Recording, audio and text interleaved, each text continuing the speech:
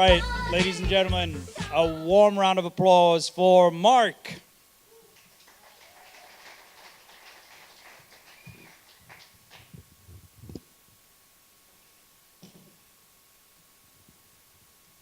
I like my hair.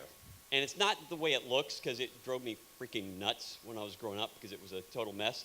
The reason I like my hair is that my head is probably one of the worst looking things in the world. And it came from being active in sports, mostly skateboarding. So any of you who ever did or have kids who skateboard know how often you get banged up. But that's not what caused the biggest problem on my head. It came from construction. And what has happened to my head is so bad that if I did shave my head or if I naturally lost my hair, it would probably scare children. And as much fun as that is, I don't necessarily want to do that all the time, only when I want to do it. So back when I was 16, my dad owned a construction company in Houston, Texas. We built custom homes, very large custom homes. And it was something that he had always wanted to do, which meant that I was going to do it. I don't do it now, but it was a lot of fun, and he gave me a lot of responsibility. By the time I was 16, I was actually running the business for him. I was the superintendent. I ran all the jobs. I would go out before school. I would start the jobs. I'd go to school, and this started when I was in junior high. I was actually driving when I was in junior high school. I'd go to school, then I'd go back, and I'd close down the jobs at night. So all the crew guys knew me, and I grew a really big voice because I was about this big at the time, and we had these like 350-pound guys that were working for us, and they don't like listening to small people. Big voices help. It took my wife years to get me not to yell about everything. So one day, it was a Saturday morning, it was just about to start raining, and we needed to lay a foundation, but the foundation wasn't ready yet. And this was a very large foundation for a house. We were building a house that was about 8,000 or 9,000 square feet. And it was clouding over. We needed to work, so we needed to get that foundation in really quickly. Now, instead of just doing a regular foundation, my dad, having been an engineer with Shell for years, always wanted to do things to the next level, and he just liked experimenting. So we were doing, at this point, something that was called post-stress foundation. And post-stress, just to let you know just real quickly, here's your engineering lesson for the night, is when you take a long rebar through the foundation, but you put an anchor on either end. And once you lay the concrete in and it starts to set, then you put 35,000 pounds of tension on every single one of those, and it compresses it and holds it together. So if you were to have something like a sinkhole, like we have here, and it fell out from under half your house, it would actually support it, and your house would not crack and the foundation wouldn't dip. Now, to do this post-stress, these cables, which are about 3/4 of an inch around, come in 4-foot round coils. It's a huge amount of stress on these things. So they have these metal ties around them all the way around. And the anchors on either side are about like this. They're about 3 to 5 pounds of iron on either end. So to be safe, what you have to do is you have to clip this near the anchor, so open up a little bit, clip the next one, open it more, clip the next one, open it more. Well, one of the asshats that worked for us didn't do it the right way.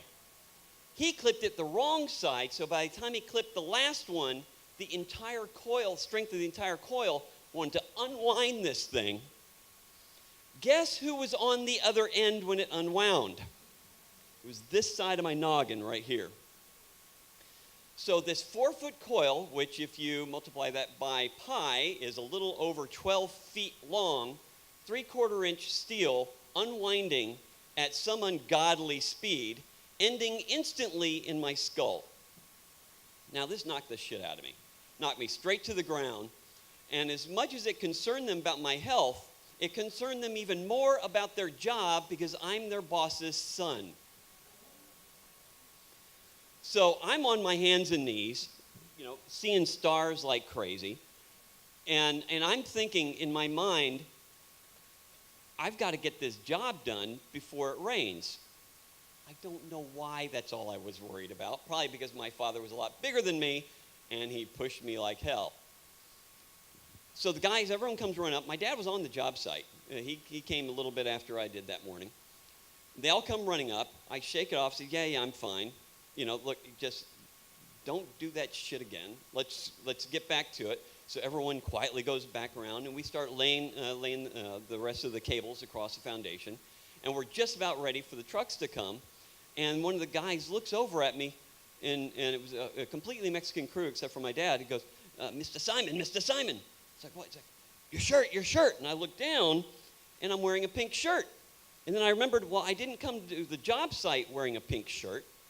I had come with a white shirt. I didn't realize how bad it had gotten, but there's a huge gash in my head because I had this giant head of hair. It covered it. Well, I had been bleeding profusely, and it had started to rain, and the rain washed the blood down.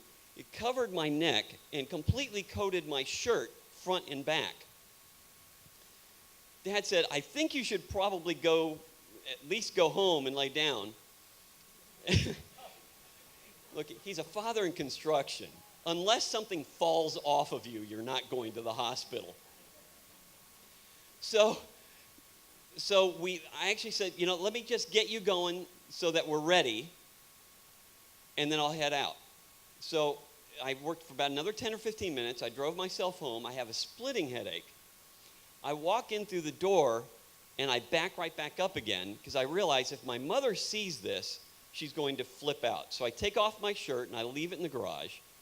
I walk in, completely forgetting that I still have blood all the way, because I can't see myself, all the way down my neck.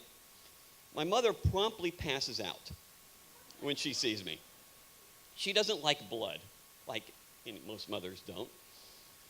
So she says, I need to take you to the hospital. I said, no. Wait till Dad gets home.